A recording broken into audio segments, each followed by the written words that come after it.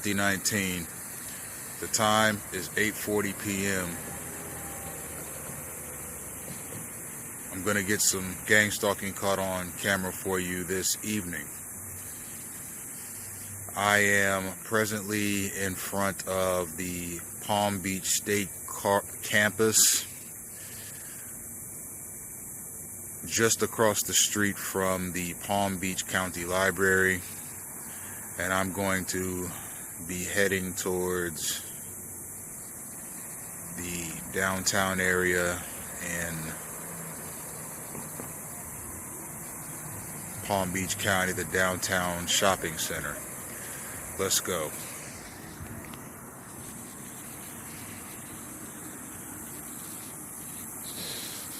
Some synchronization right out the gate. As soon as I move, cars move. You know, I've been thinking a lot about gang stalking over the past 3 days. And some pretty awesome ideas came to my mind. Now, I've talked some in the past about gang stalking by proxy, meaning indirect gang stalking, in addition to direct gang stalking. Now, I am being directly gang stalked, but I'm also being indirectly gang stalked. What that means is direct gang stalking is when a unit, be it law enforcement or semi-law enforcement, has your name, social, date of birth, driver's license number, knows your height, weight, eye color, hair color, and other information that would, this is a synchronized space crowding. This is a male. I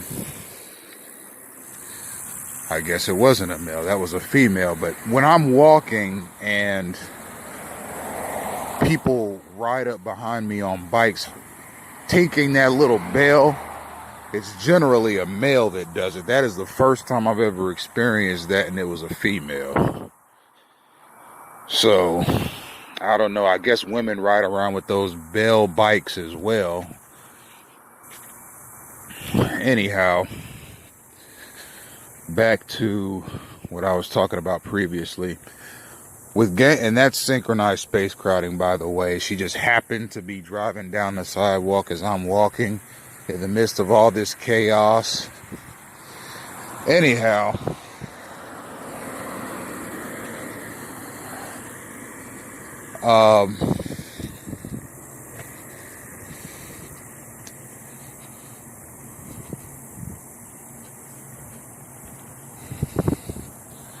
the direct gang stalking is when law enforcement or semi-law enforcement has now not only law enforcement and semi-law enforcement, but law enforcement, semi-law enforcement, and community police groups, which are not cops or semi-law enforcement at all, but just groups of quote-unquote concerned citizens or outreach people that follow people of interest around town.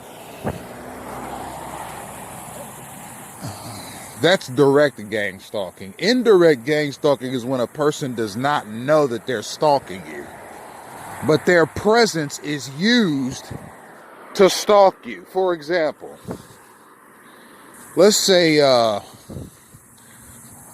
private security firm, which can be classified as semi-law enforcement, wants to stalk a person, and they know that you go to the library often to maintain your social media pages, to maintain your business. What they'll do is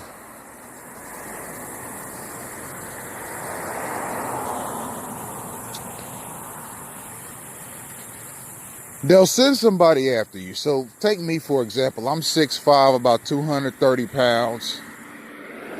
I have an athletic build. I have black hair. It's styled in an afro. I have a mustache, a goatee, brown eyes, and I'm medium complexion. African American male. Generally wears dark clothing. Doesn't wear jewelry, no tattoos, no glasses. No earrings, no body piercings, generally on foot,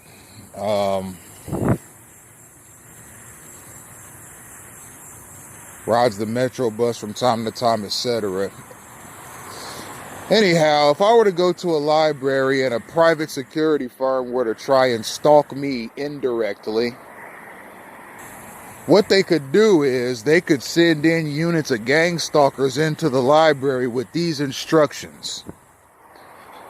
I want you to get as close as you can physically to a male in the library that looks like an athlete. Now, given the clientele, check this out, y'all. Right as I get to the curb, this little curve here, going left towards my destination, there's a vehicle coming. Just as I get there, right at the same time. How about that, folks? Anyhow, let's stick to what I was saying before. So, I'm as I just described myself, if you were to see me walking down the street or in a mall or in a restaurant or in any retail store, or in a library, whether I'm sitting or standing, if you were to see me, you would think to yourself, oh, that looks like an athlete. Or, oh, that looks like somebody that might have played sports, organized sports. Organized sanctioned athletics. And you'd be right. I played sports throughout my childhood. And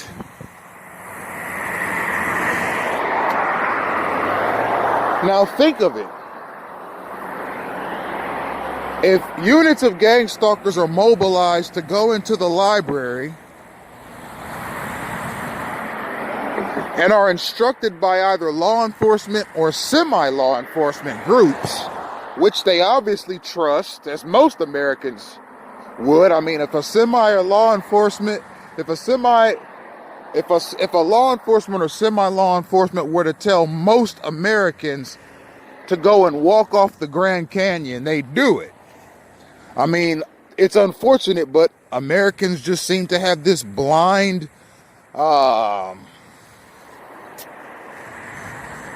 sense of obedience to military and law enforcement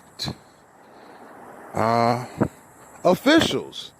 It's the opposite with politicians, though. Americans are naturally skeptical of politicians, but military officials, generals, admirals, that kind of thing, police sergeants, even police officers, I mean, they could tell you to do anything. Just about, and I'm talking about the majority of heartland Americans and so forth.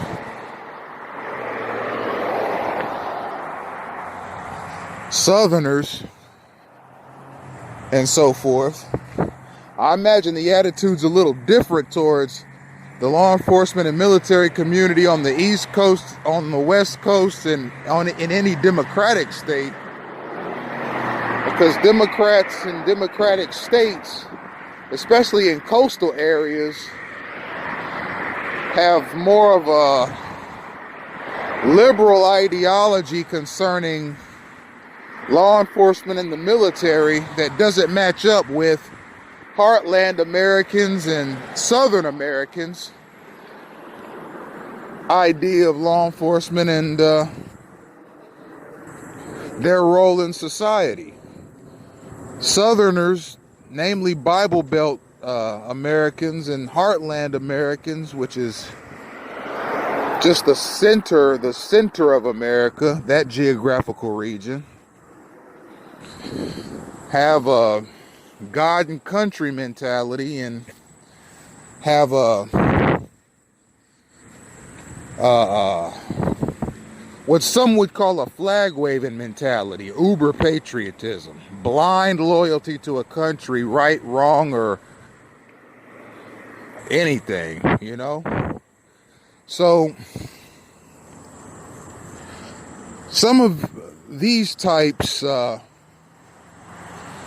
would do anything that's told them. So if a person, and we're in Florida too now, mind you, Florida is, it can be pretty fairly summed up as a Republican state. It's a red state. South Florida is blue, but the majority of Florida is red. And there's a different kind of flag waving that goes on down here.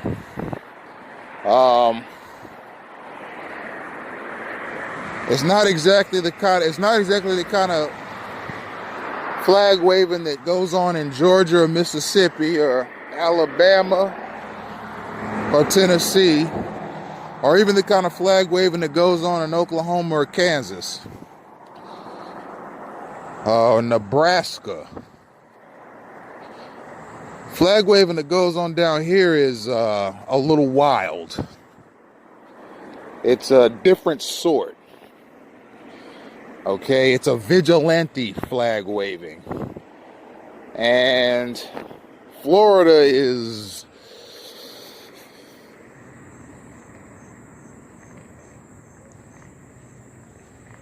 a bit weird when it comes to race relations, and I'll find time to talk about that in another video. But down here, if a police officer or a sheriff's deputy or any kind of private security firm asks a person to do something, they'll do it blindly and without question. And if they were to tell people in units to go to a library and get as close physically as you can to someone that looks like an athlete, they'll do it without asking questions, even though it's obviously an obstruction of that person's personal space and a violation of that person's civil liberties, really. But anyhow,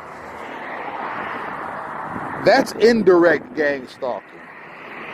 You tell people to harass a person that looks like something. You don't say their name. You don't say where they're from. You don't say where they live. You don't say anything about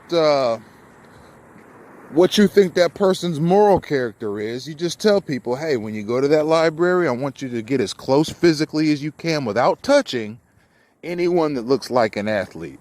So if there is more than one person in the library that looks like an athlete, then a few people might get swarmed. But you, the target, will definitely get swarmed, and that's what they're after.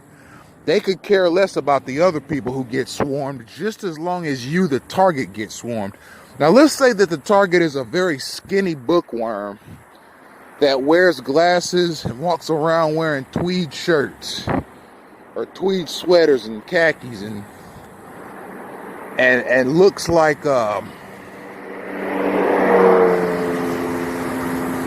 stereotypical nerd. Then the command would be very different. Okay, we just seen 2 service vehicles. One's going, let's see, PGA.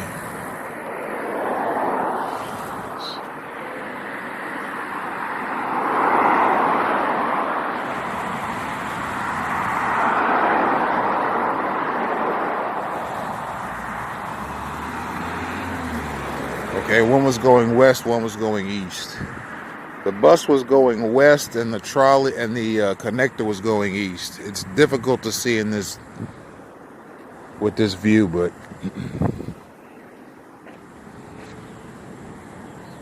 That's the way it happens.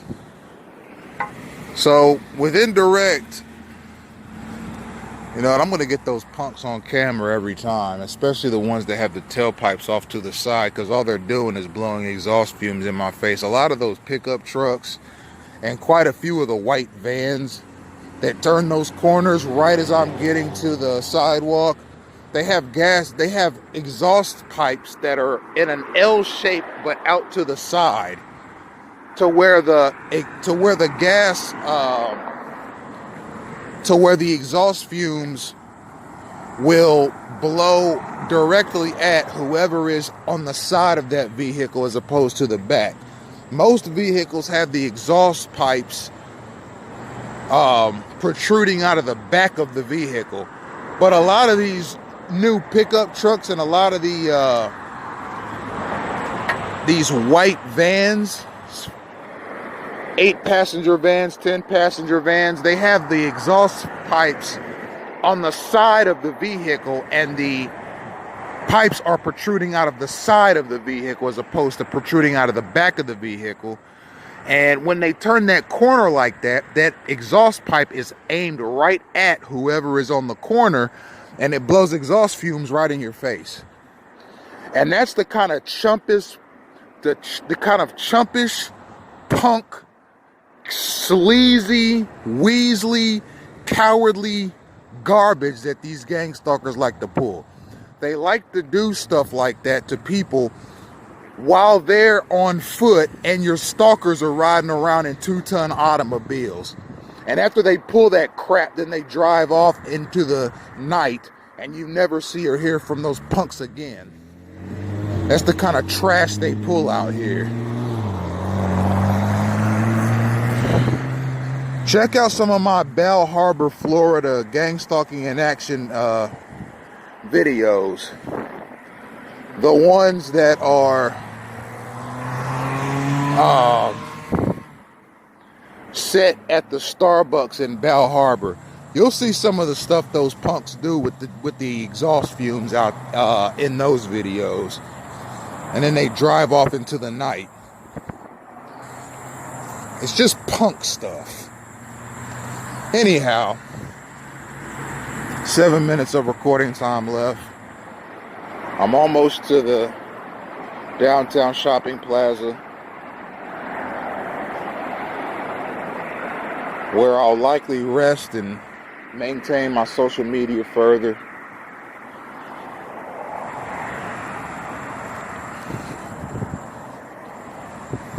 So let's say a bookwormish type is the target, and law enforcement or semi-law enforcement elements wanted to target him and crowd his space. They could say something to people like, they could dispatch units of stalkers at him and say stuff like, okay, we want you guys to get as physically close to, but without touching, anyone in that library that looks like a bookworm. That's indirect stalking. They're not telling them what the kid's name is. They're not telling them where he's from. They're not telling them what they think his moral character is. They're not telling them anything. They're just simply saying, do this to a person that looks like they might fit this description. And that's it. Somebody might act like they're looking at a book. Somebody might act as if they're dropped a pencil. Somebody might act as if they want to sit near the kid and then get up and leave. All they're doing is fulfilling their assignments. They're getting as close to the kid as possible and walking away.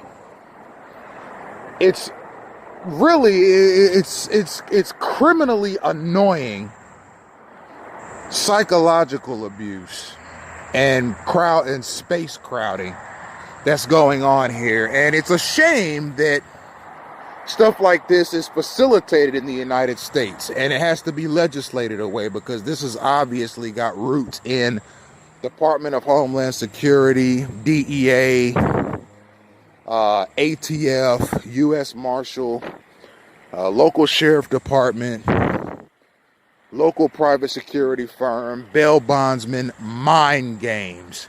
The kinds of mind games they play with fugitives.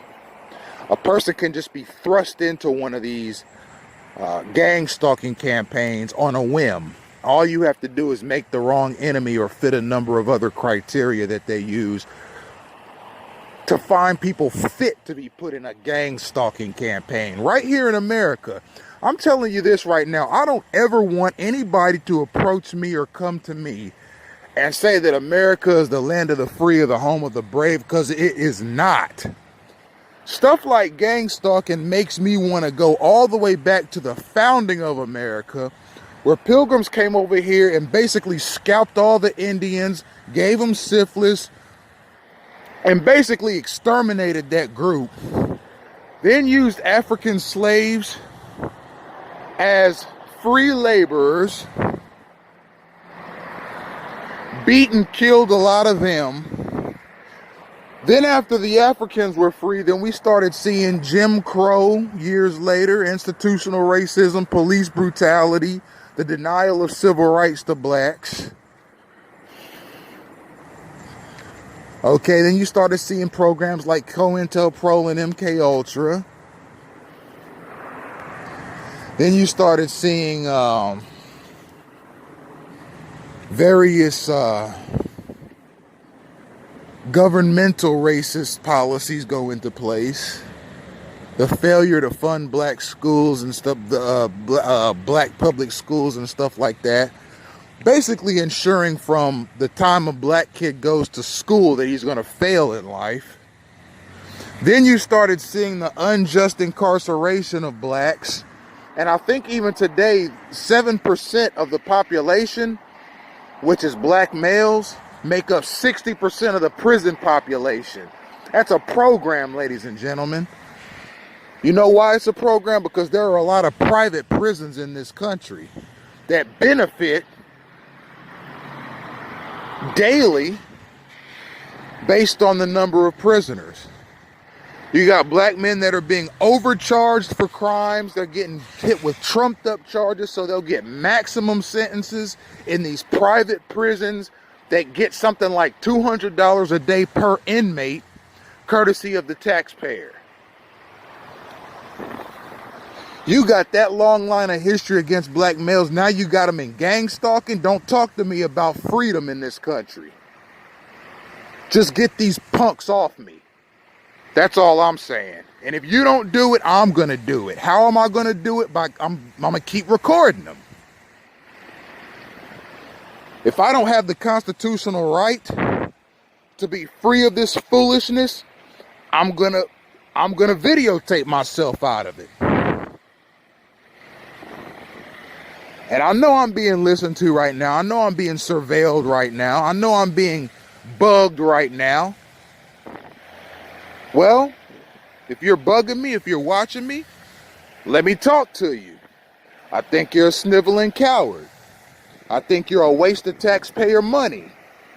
I think you need to spend more time at home with your wives and your kids. A lot of you talk about how bad black men need prayer and Jesus and all that. Maybe y'all need to start going to church. I know who I am as a man, regardless of if I'm religious or not. I don't need none of you lecturing me on anything. And I definitely don't need you and your gang stalking minions following me around, annoying me every day. That's for sure. 30 seconds left. I'm right in front of the downtown. This is video number 93. I can assure you, ladies and gentlemen, you go to the Gang-stalking in Action Live video series on my Twitter at Senate and House, you'll see a gem in every video. Trust me. Synchronization right here. Trust me, these are not coincidences, they're derivations.